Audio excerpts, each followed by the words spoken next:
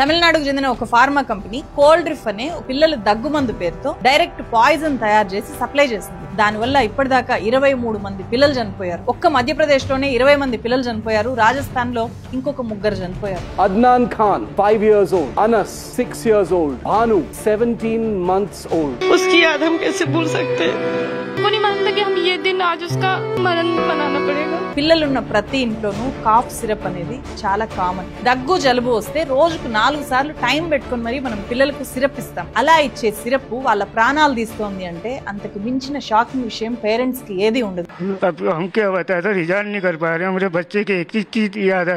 పిల్లలు చనిపోతున్నారు అనే ఈ విషయం ఎప్పుడు తెలిసింది, ఇదంతా ఎలా బయటకు వచ్చింది అంటే మధ్యప్రదేశ్ చింద్వారా జిల్లా దుద్ది అనే విలేజ్ లో జలుబు దగ్గు జ్వరంతో బాధపడుతున్న దివ్యాంశిని డాక్టర్ ప్రవీణ్ సోని అనే ఒక పీడియాట్రిషియన్ దగ్గరికి తీసుకెళ్లాడు. ఆ డాక్టర్ బాబుకి టాబ్లెట్స్ తో పాటు ఈ కోల్డ్ డ్రిఫ్ అనే సిరప్ ని ప్రిస్క్రైబ్ చేశాడు. ఆ దగ్గు మందుని రోజుకు 2 నుంచి 4 సార్లు ఇవ్వండి అని చెప్తే తల్లిదండ్రులు అలాగే చేశారు. బిడ్డ కండిషన్ మరింత దిగజారిపోయింది. దీంతో మళ్ళీ అదే డాక్టర్ దగ్గరికి వెళ్తే ఏం పర్లేదు, మీరు అదే సిరప్ ని కంటిన్యూ చేయండి అని చెప్పారు. అతనికి వామిటింగ్స్ మొదలయ్యాయి. మెల్లమెల్లగా అతని కిడ్నీస్ కూడా పాడయ్యే స్టేజ్ కి ఆ బాబు వచ్చేసాడు. భయపడిపోయిన తల్లిదండ్రులు నాగ్పూర్ లో ఇంకొక హాస్పిటల్ కి తీసుకెళ్లారు.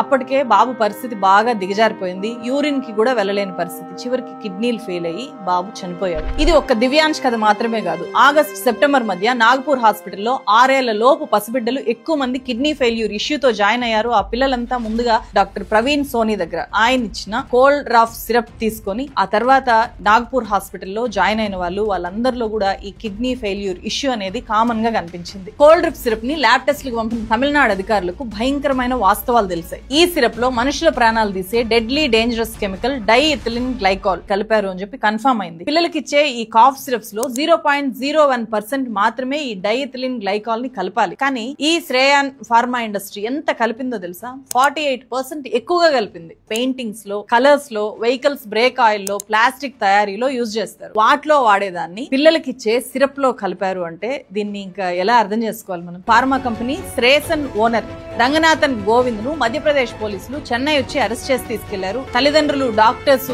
Medical stores please be alert. పిల్లలకిచ్చే ప్రతి మందు విషయంలో మనం చాలా కేర్ఫుల్ గా ఉండాల్సిందే. మంచి బ్రాండెడ్ మెడికల్ స్టోర్ లోనే కొనండి. క్రెడిబిలిటీ ఉన్న షాప్ లో మాత్రమే కొనండి. ఈ వీడియోని మీ ఫ్యామిలీ గ్రూప్స్ లో ప్రతి పేరెంట్ కి చేరేలాగా దీన్ని షేర్ చేయండి.